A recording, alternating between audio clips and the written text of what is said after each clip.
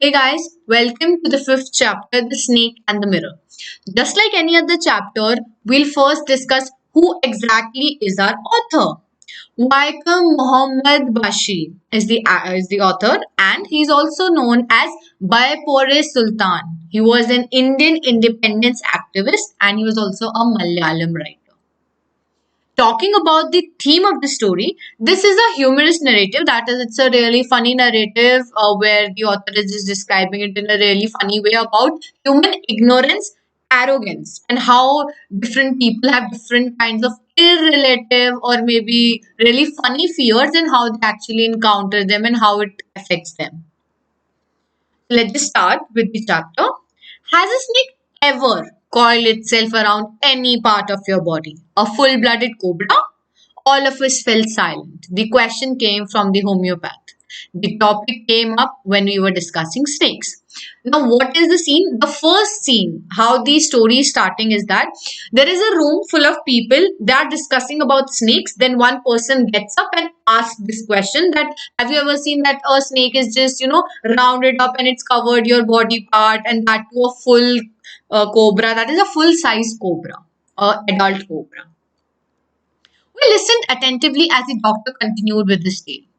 Now, there is a doctor present in that room, and then he is just discussing and he's just telling a tale, and he decided to just continue his story. It was a hot summer night, about 10 o'clock. I had my meal at the restaurant and returned to my room. And the thing is that now the story has begun, and it is decided that okay, he's just setting the scene, so he's telling about it. That it was one of the nights in summers, and it was just around 10 o'clock. He decided that okay, I've done my meal, so I'll just go to my room and I'll sleep. And then he heard some familiar noise, and he just decided that okay, I'll open the door and I'll check. Now, this sound was familiar. Why? Because it was of rats. Him and the rats, they shared one room. There were a lot of rats in his room. So he decided that, okay, I'll light up my kerosene lamp and I'll just, go with it. The house is not electrified. It was just a small rented room. I had just set up my medical practice and my earnings were meager. I had about 60 rupees in my suitcase along with some shirts and dhotis. I also possessed one solitary black coat which I was then wearing. Now what happens is that the author, he's wearing a black coat. He has only one black coat. He has some shirts and dhotis in his suitcase along with the 60 rupees. Now the story is set at a different time. So 60 rupees were not, I'll say that very much, but a little bit amount. It was at that time enough for staying, and he didn't stay at a lavish room or at a lavish hotel. He was just living in a small rented room which didn't have any electricity at that time. And meager income here means that very minimal, enough to just cover up his expenses. I took off my black coat, white shirt, and not so white vest and hung them up. I opened the two windows in the room. It was an outer room with one wall facing the open yard. It had a tile roof with long supporting gables that rested on the beam over the wall. There was no ceiling. Now he's just describing his room, describing where he lives. So he just took off his coat, his white shirt, and maybe his vest was due to washing. He didn't retain that white color, so not so white vest, and he just decided to hang them up. Okay, it'll just dry off, and then he opened the windows. Now, if there are windows, then it possibly means that one of the walls is not having another building. So it, as soon as it was opened, a beautiful scenery of a yard was shown there. And he said that he had a tile roof, but there was no ceiling in that. There was a regular traffic of rats to and from the beam. I made my bed and pulled it close to the wall. I lay down, but I could not sleep. I got up and went out to the veranda for a little air, but the wind god seemed to have taken time off. Now, what is happening that he knew that okay, it's a small room, not electrified, and that too so many rats are living in it. So he just pulled his bed towards closer to the wall and decided to sleep. But he couldn't get any sleep, so what he decided that okay, I'll just move towards the veranda, I'll move towards the courtyard, and I'll just have some fresh air. But what is the meaning of the line that the wind god seemed to have time taken off? Here it means that the wind was not blowing, so it was quite hot at that time. I went back into the room and sat down on the chair. I opened the box beneath the table and took out a book, De Materia Medica. I opened it at the table on which stood the lamp, and a large mirror, a small comb, lay beside the mirror. Now he's describing his room. So what happens is, okay, the wind is not blowing, it is again hot outside. So what he decided, he'll come inside. He sat down on his chair. He opened his book. And now one of the book, it is Medica. Here the term Medica, we can easily make out that it's something related to medical, being him being a doctor. So obviously it is somewhat obvious that the person is actually reading a book related to some medical topics. And then what is the scene there? Now on the table there is a mirror, there is a comb, and there is the lamp, which the kerosene lamp which he had lit before, and he starts to just read out the book. One feels tempted to look into a mirror when it is near one. I took a look. In those days, I was a great admirer of beauty, and I believed in making myself look handsome. I was unmarried and I was a doctor. I felt I had to make my presence felt. Okay, so what he's saying, that whenever a human being has a near mirror and he's just sitting beside it, so we often get tempted to look in the mirror. So he also decides to take a look at himself through the mirror. So as soon as he sees that okay, he's really particular about being presentable, because he's saying that okay, I'm unmarried, I need a girl to marry, and then I'm a doctor, I need to look presentable. So and he is an admirer of beauty. So what he does is he says that okay, I am really working and I really like to make my presence felt. I picked up the comb and ran it through my hair and adjusted the parting so that it looked straight and neat. Again, I heard that sound from above. Now see, he decided, okay, I need to look good every time. So he just took up the comb, he just parted his hairs to make it look neat and clean. Again, he heard the same noise. Now, what was the familiar noise? It is that of the rats. I took a close look at my face in the mirror. I made an important decision. I would shave daily and grow a thin mustache to look more handsome. I was, after all, a bachelor and a doctor. Now, see what he's emphasizing a lot on doctor, which means that okay, it's a really important profession. I'm unmarried, so I want to look more handsome. So what he decided, okay, I'll have a thin mustache, and which will make me look more handsome. Okay, he decided, and he just took a pledge that okay, I'll do that. I looked into the mirror and smiled. It was an attractive smile. I made another earth-shaking decision. I would always keep that attractive smile on my face to look more handsome. I was, after all, a bachelor and a doctor too on top of it. Again came the noise from above. Okay, now you can see that the author is really emphasizing that he's a doctor, just emphasizing more and more for the readers to understand that okay, it's a really, really important profession. And then he's saying that okay, first of all, he decided that he'll get a light mustache. Then he decided that okay, I'll also have an attractive smile and I'll always keep it on my face to look more handsome, no? And then again, the same noise which he was thinking that of the rats. I got up, paced up and down the room. Then another lovely thought struck me. I would marry. I would get married to a woman doctor who has plenty of money and a good medical practice. She has to be fat for a valid reason. Now he's saying that okay, he was just moving up and down since he was not able to sleep, he was not able to concentrate. So he decided that okay, I'll marry a girl who will also be a doctor, who will be really rich, and she should be fat. And he says that okay, I have a valid reason for it, but she should be fat.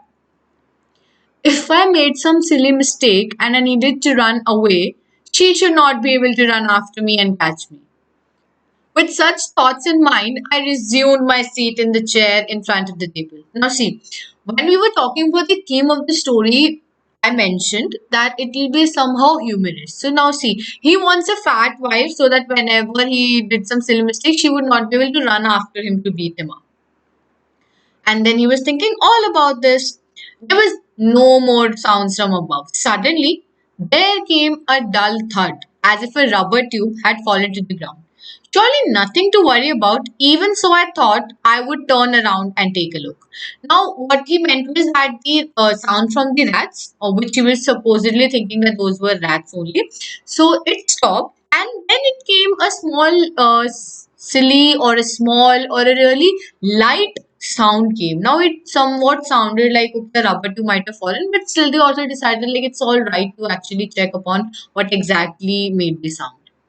No sooner had I turned that a fat snake wriggled over the back of the chair and landed on my shoulder. The snake landing on me and my turning was simultaneous. Now, what happened is that as soon as he turned, a fat snake just dropped, which had dropped on the chair, just jumped on him. So, simultaneously, it was like this, and they were having face to face. I didn't jump. I didn't tremble. I didn't cry out. There was no time to do any such thing. The snake slithered around my shoulder and coiled around my left arm above the elbow. Now, what happened is that he said that, okay, as soon as I saw the snake, I didn't move, I didn't shout, or I didn't panic. And the snake, it wrapped around itself on my left and above the elbow, here in this part. The hood was spread out and its head was hardly 3 or 4 inches from my face. It would not be correct to say merely that I sat there holding my breath. I was turned to stone, but my mind was very active. Now, what happened is that the face of the snake was just like 3 to 4 inches from the face, and because of that, he didn't not only breathe, but he just turned himself into a stone in a statue, staying still. But his mind was active and it was just thinking, okay, how exactly to get out of the situation to get rid of the snake. The door opened into darkness. The room was surrounded by darkness. In the light lamp, I sat there and a stone image in a flesh. I felt then the great presence of the creator of this world and this universe. God was there. Now, what happened is that a door opens and there is darkness, and then the kerosene lamp which he had lit when as soon as he entered in his room, it was somehow showing that okay, he was just sitting there as a stone statue. And then he thought that okay, this door has opened, and I think the God, the creator of the world, has come. Suppose I said something and he did not like it. I tried in my imagination to write in bright letters outside my little heart the words, "Oh God." Now he was really terrified because the snake was just 3 to 4 inches away from him and then the door opened. So he was thinking, like, okay, what if it's God? Okay, I cannot say something, but in his mind, and he was like, "Oh God, please help me." There was some pain in my left arm. If was as if a thick leaden rod. No, a rod made of molten fire was slowly but powerfully crushing my arm. Now, as soon as he was thinking about all of this, that okay, God, please save me. What he felt was he felt a sharp pain, more of like a rod which is crushing his arm, and it is like heating it up, and he's burning on fire. The arm was beginning to be drained of all strength. What could I do? At my slightest movement, the snake would strike me. Death lurked 4 inches away. Suppose it struck, what was the medicine I had to take? There were no medicines in the room. Now, what happened is that this is a possible reason. Then, since it was a snake, so it just started coiling itself around his arm, and because of that, that grip became so tight that the blood could not flow towards the arm. So that made him pain very much. And then he was thinking that okay, what can I do in this situation? If I just decided, okay, I'll move, then the snake would definitely bite me. It's only just 4 inches away. I'll die. What medicine should I take for the snake venom? There are no medicines in his room. I was but a poor, foolish, and stupid doctor. I forgot my danger and smiled feebly at myself. It seemed as if God appreciated that. The snake turned its head. It looked into the mirror and saw its reflection. I do not claim that it was the first snake that had ever looked into a mirror. Okay, so now what happened is that he considered himself as a poor, foolish, stupid doctor who didn't know much, and he was smiling at himself. Okay, what the hell is happening right now?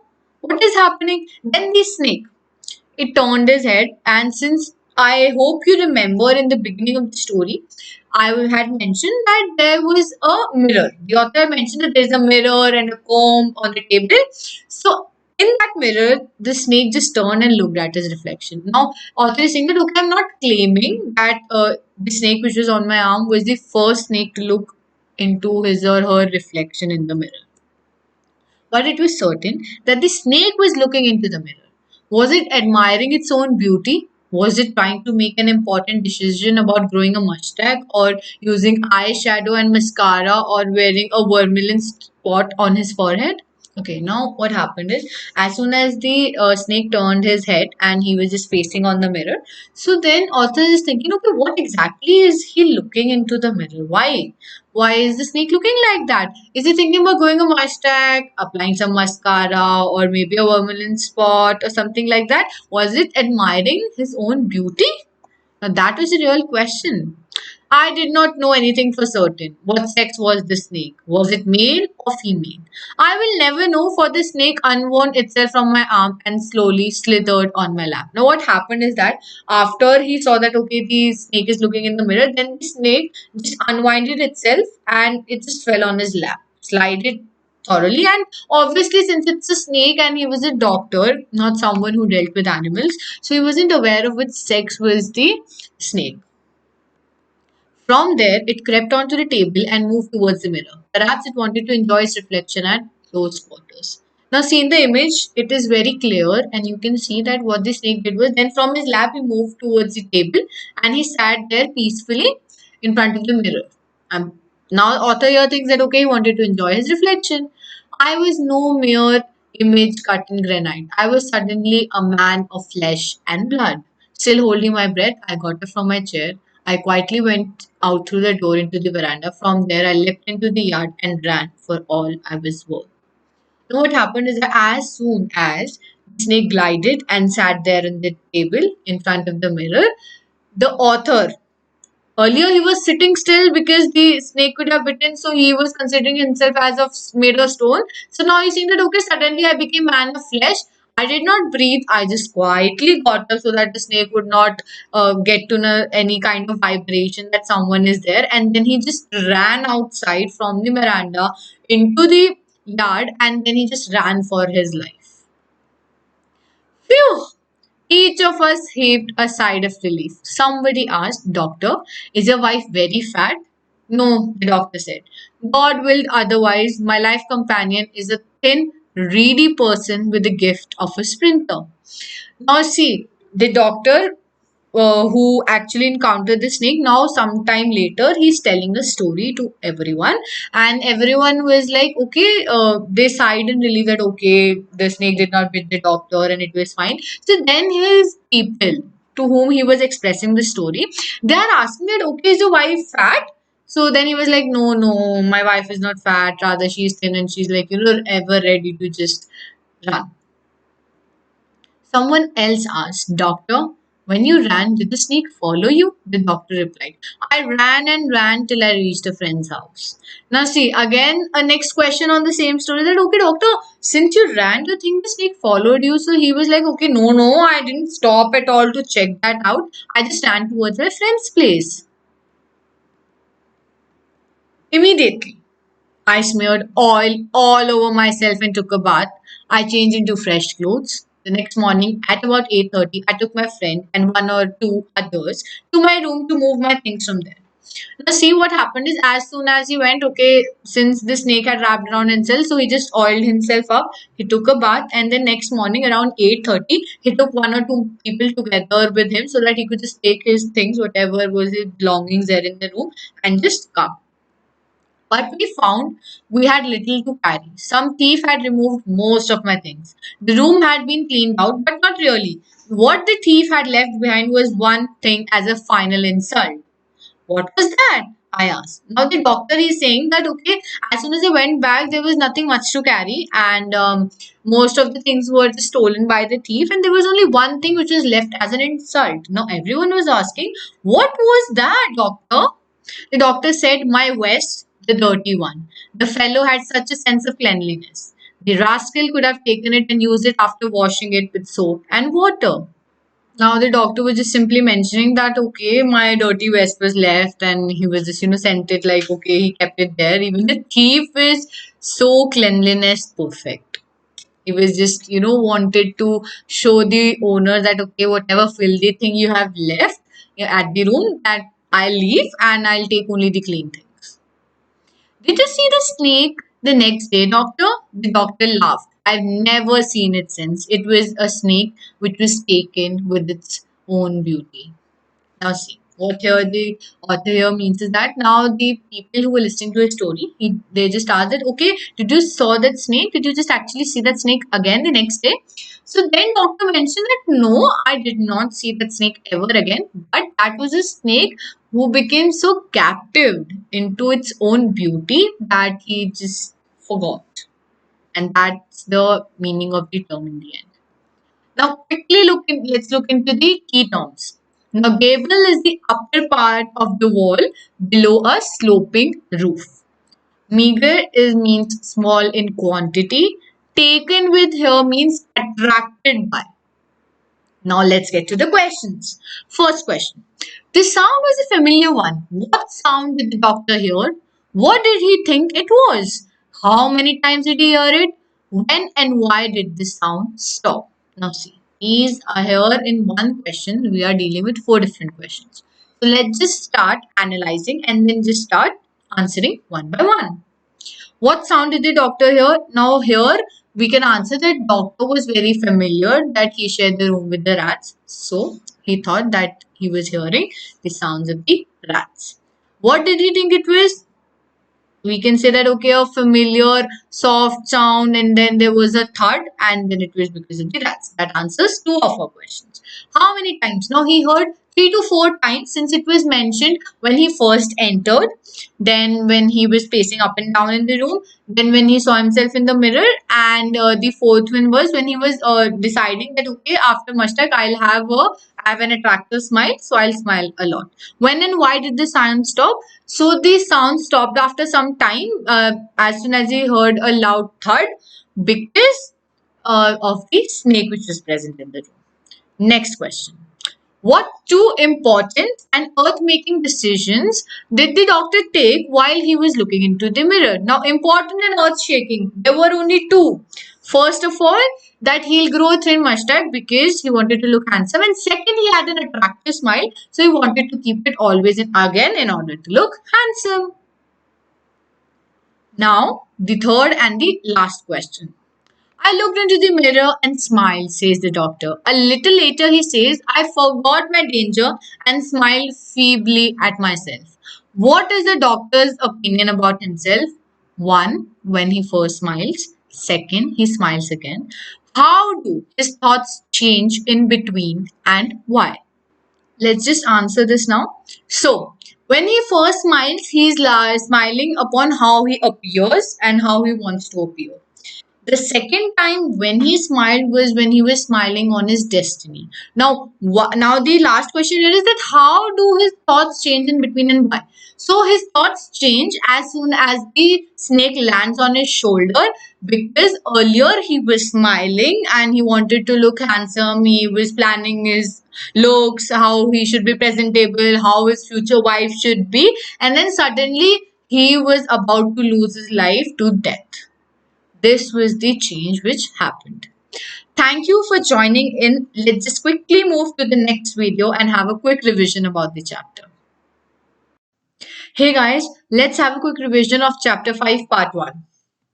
So talking about the chapter, the story follows the author about hearing a story from a homeopathic doctor. He's telling about his encounter about the snake and how a mirror actually saved the author's life.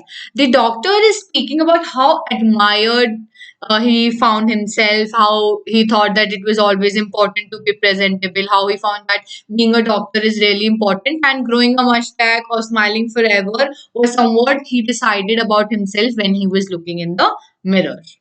The doctor's thoughts shifted from his own vanity about his own self appreciation to the plans of marriage in the future, how his wife should look, why should she be fat, and then suddenly his vanity or his thoughts about being himself, being selfish and being arrogant was punished by God. He thinks that it was punished by God. How? And then suddenly the snake fell on his shoulder. So, how was he punished by the God? By treating himself with the snake. The story also covers how humans turn to God whenever there is an emergency and whenever they find themselves in danger. Finally, the snake gets caught itself into its own vanity, into its own appreciation of his or her beauty, since we don't know the gender. So we'll use it, and it was actually replicating his beauty and then taking care of how exactly it looked into the mirror. So that particular facility or that particular characteristic of the snake which made it to look into the mirror and to stare its reflection actually gave author a chance to get saved away from the snake. And then doctor came back, and then the thief had already taken up every of his belonging except that not so white vest, which was really filthy, leaving it as it in a form of an insult. So now these were the things, and one more thing which can be added here is that the wife of the author did not seem to fit his description. Rather, she was a thin woman who could run easily, though he expected a fat woman. So this is all which we learned, and it was the quick revision. Now let's just move to the second part of the chapter, the poem. Thank you for joining.